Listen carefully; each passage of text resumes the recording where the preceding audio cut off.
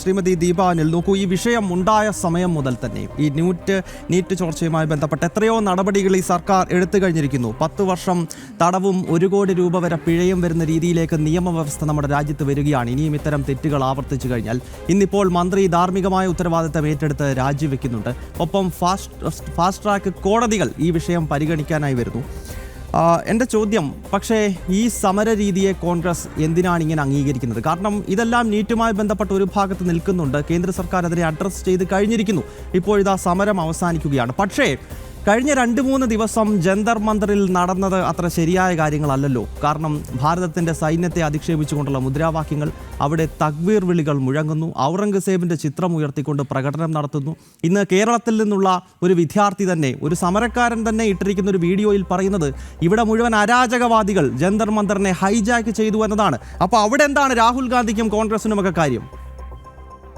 ഒരു രാജ്യത്തിൻ്റെ പ്രതിപക്ഷ നേതാവിന് എന്താണ് ഒരു രാജ്യത്തെ മുഴുവൻ യുവാക്കളും ഒന്നിച്ചു ചേർന്ന ഒരു സമരത്തിൽ എന്താണ് കാര്യമെന്ന് ചോദിച്ചാൽ അരാഷ്ട്രീയവാദികൾ ആരാണ് എന്ന് എനിക്ക് താങ്കളോട് തിരിച്ചു ചോദിക്കേണ്ടി വരും. ഒരു രാജ്യത്തെ യുവാക്കൾ മുഴുവൻ സമരത്തിലേർപ്പെടുന്നു.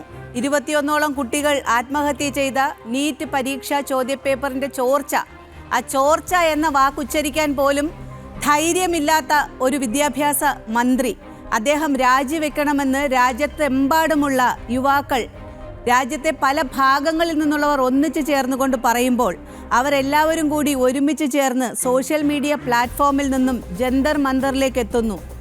ആദ്യം ഇവിടെ ഈ ഫ്ലോറിൽ ഞാൻ ചർച്ചയ്ക്ക് വരുമ്പോൾ ഇവിടെ ഇരുന്ന ആളുകൾ പറഞ്ഞത് അവിടെ കേവലം 10 പേർ മാത്രമേ ഉള്ളൂ, അവിടെ കേവലം 50 പേർ മാത്രമേ ഉള്ളൂ. അതിൽ 40 പേരും കേരളത്തിൽ നിന്നുള്ള മാധ്യമ പ്രവർത്തകരാണ്. ബാക്കി 10 പേർ മാത്രമാണ് അവിടെ സമരത്തിനിരിക്കുന്നതെന്നാണ്. സോനം വാങ്ചുക് എന്ന് പറയുന്ന പരിസ്ഥിതി പ്രവർത്തകൻ, അദ്ദേഹത്തെ നിങ്ങൾ ഏത് കാറ്റഗറിയിലാണ് പെടുത്തുന്നത്? രാജ്യദ്രോഹിയായിട്ടാണോ അതോ വിദേശ പണം കൈപ്പറ്റിക്കൊണ്ട് കിടക്കുന്ന ആളെ? അതും കൂടെയൊക്കെ വ്യക്തമാക്കണം. ഇതിനെ രാഹുൽ ഗാന്ധിയും പ്രതിപക്ഷ പാർട്ടികളും എന്തുകൊണ്ട് അനുകൂലിച്ചു എന്ന് പറയുമ്പോൾ സോനം വാങ്ചുങ്ങിനെ പോലെയുള്ള ഒരു പരിസ്ഥിതി പ്രവർത്തകൻ എന്തുകൊണ്ട് ഈ യുവാക്കളുടെ സമരത്തിൽ വന്ന് സത്യാഗ്രഹം ഇരുന്ന് അദ്ദേഹത്തെ ആശുപത്രിയിലേക്ക് ബലമായി കൊണ്ടുപോകേണ്ട ഒരു അവസ്ഥ വന്നു എന്നുള്ളത് നിങ്ങൾ വ്യക്തമാക്കണം. ഇവിടെ രാഹുൽ ഗാന്ധി എത്ര തവണ ടോയ്ലറ്റിൽ പോകുന്നു, എവിടേക്കുള്ള ടോയ്ലറ്റിൽ പോകുന്നു, എവിടെ നിന്നൊക്കെ ആഹാരം കഴിക്കുന്നു, അദ്ദേഹം എത്ര ദിവസം ഇന്ത്യയിൽ നിന്ന് മാറി നിൽക്കുന്നു എന്നൊക്കെ ചർച്ച ചെയ്യുകയും അതിൻ്റെയൊക്കെ പിറകെ പോവുകയും ചെയ്യുന്ന BJPയുടെ ഈ സോ കോൾഡ് ഭക്തന്മാരും ഭടന്മാരും ഇതൊക്കെ ഒന്ന് ആലോചിക്കണം. ഇവിടുത്തെ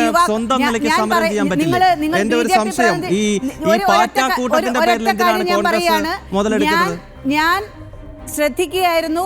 ഇവിടെ ഘോരം BJPയുടെ പ്രതിനിധി സംസാരിച്ചപ്പോൾ ആങ്കറിന് വേറെ സംശയവും ഒരു ബുദ്ധിമുട്ടും ഇല്ലായിരുന്നു. ഞാൻ സംസാരിക്കാൻ തുടങ്ങുമ്പോൾ അതിന് ഇന്റർഫിയർ ചെയ്യേണ്ട, ഞാൻ സംസാരിച്ച് കഴിയട്ടെ, അതിനുശേഷം താങ്കൾക്ക് ചോദ്യം ചോദിക്കാം.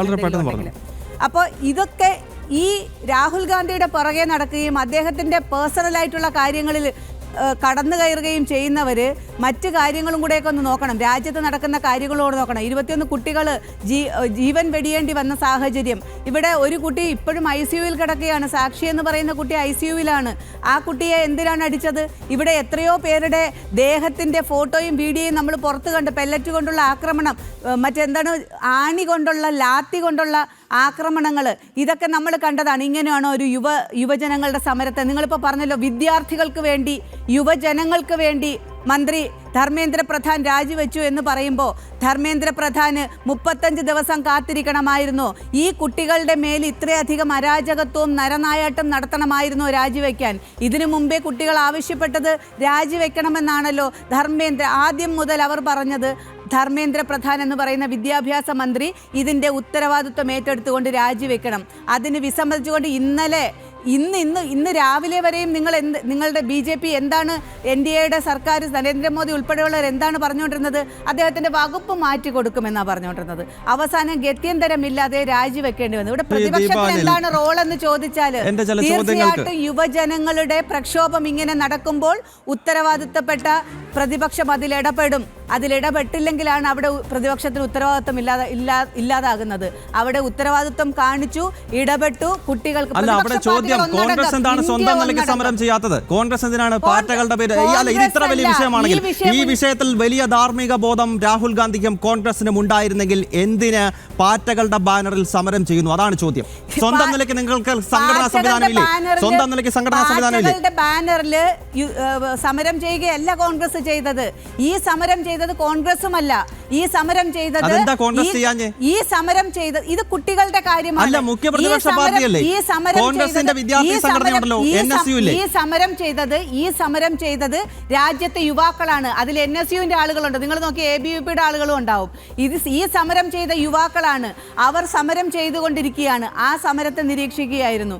അതിനുശേഷം ഈ കുട്ടികളുടെ മേൽ നിങ്ങളുടെ പോലീസ് അരാജകത്വവും നരനായാട്ടം നടക്കുന്നത് കണ്ടുകൊണ്ടാണ് കോൺഗ്രസ് അതിൽ ഇടപെട്ടതും അവിടെ അവർക്ക് ഉള്ള പൂർണ്ണമായിട്ടുള്ള അവർക്ക് പിന്തുണ പ്രഖ്യാപിക്കുകയും ചെയ്തത്.